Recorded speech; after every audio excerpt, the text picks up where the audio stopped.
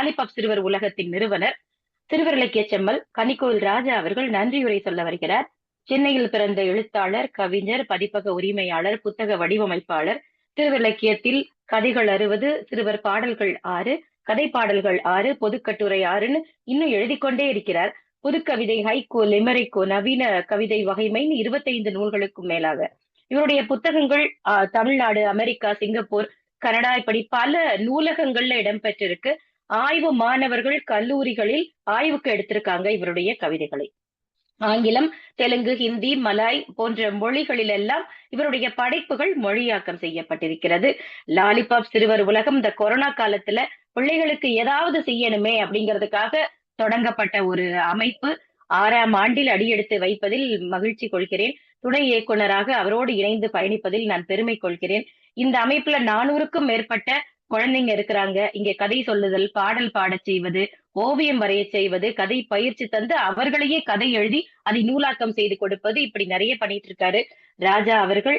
இன்னும் மென்மேலும், அதாவது பல பள்ளிகளிலும் நூலகங்களிலும் மாணவர்களுக்கு கதை பயிற்சியும் கொடுத்துட்டு இருக்கிறாரு. ராஜா, வாங்க, உங்களுடைய நன்றி உரையை தாருங்கள்.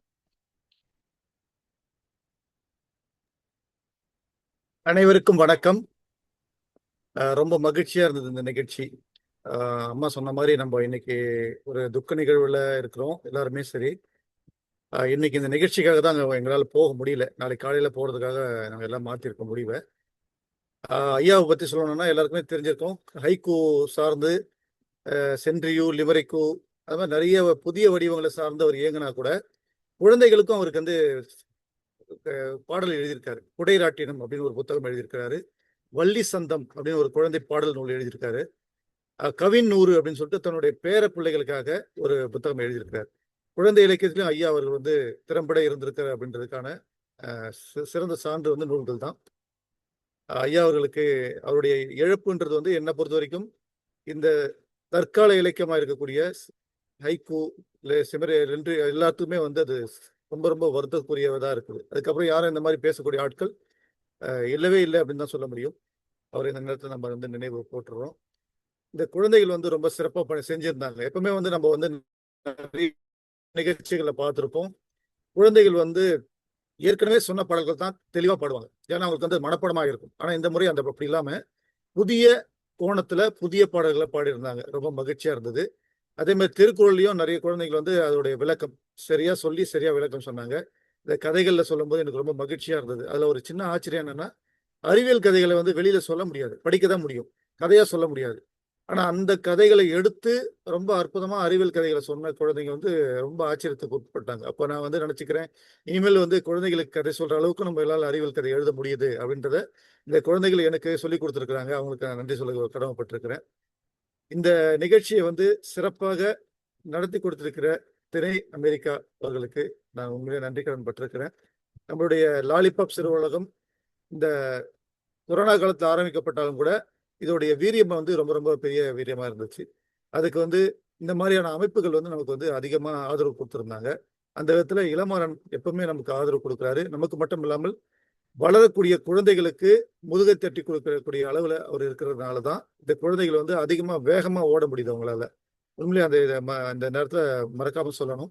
அது மட்டும் இல்லாம இந்த திணை அமெரிக்காவில் இருக்கக்கூடிய குழு நண்பர்கள் அவங்க வந்து ஒவ்வொரு முறையும் இந்த களத்தை நமக்காக கொடுக்குறாங்க.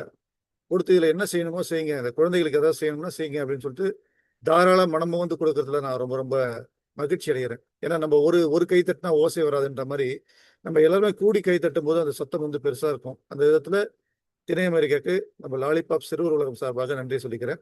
இந்த நிகழ்ச்சியை ரொம்ப சிறப்பாக தொகுத்து நெறியாளுகை செஞ்சிருந்தாங்க கவிஞர் நெல்லை அன்புடன் ஆனந்தி. அது எனக்கு ரொம்ப பிடிச்சிருந்தது. என்னன்னா நம்ம வந்து யாருக்கிட்ட என்ன சொல்லணும், ஏன்னா குழந்தைகளுக்கு வந்து அதிக நேரம் காக்க வைக்க முடியாது. நேரம் ஆயிட்டு இருக்கு அவங்களுக்கான உறக்கம். ஏன்னா இங்க இரவு ஆயிடுச்சு இல்லையா, சாப்பிட்டாங்களா சாப்பிடலன்றது ஒரு ஒரு வருத்தத்தை கொடுக்கும். ஆனா அப்படி இல்லாம நேரத்தை வந்து சரியா பயன்படுத்தி செஞ்சுட்டு இருக்கிறோம். அதே மாதிரி வந்து நம்ம வளர்நிலா அவர்கள் வந்து ரொம்ப சிறப்பா பேசுனாங்க. ஏற்கனவே சொன்ன மாதிரி தான், அவங்க அம்மா சொன்ன மாதிரி தான், இந்த வளர்நிலா அப்படின்ற பேர் வந்து எல்லாருக்கும் புதுசாக தான் இருந்த மாதிரி எனக்கு தோணுச்சு. ஆனா குழந்தைகளுக்கு தமிழ் பேர் இல்லையன்றத ஒரு வருத்தமும் கண்டிப்பா இருக்கதான் செய்யுது. வேற வழி இல்லை.